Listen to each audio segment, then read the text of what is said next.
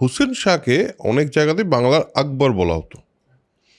এবার হুসেন শাহর শাসনে এমন কি হলো যাতে বাংলার আকবর বলা হওয়া শুরু করলো তাকে? ঠিক, অ্যাকচুয়ালি বাংলার যে ক্রিয়েটিভ ডেভেলপমেন্ট, বুদ্ধিবৃত্তির বিকাশ, সংস্কৃতির বিকাশ, এর যদি মানে মুসলিম শাসকদের মধ্যে সবচেয়ে বেশি কারো সময় হয়ে থাকে সেটা হুসেন শাহর সময়। আচ্ছা।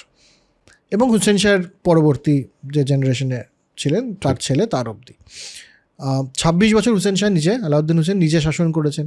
প্রথমে উনি কি করলেন যে হাফসিদেরকে সরিয়ে দিলেন, একদম দেশ থেকে বিতাড়িত করলেন।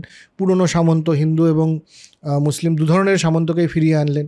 ইনি নিজে খুব ধার্মিক লোক ছিলেন, কিন্তু উত্তর ভারতের ধার্মিক মুসলিম শাসকদের মতো উগ্র ছিলেন না।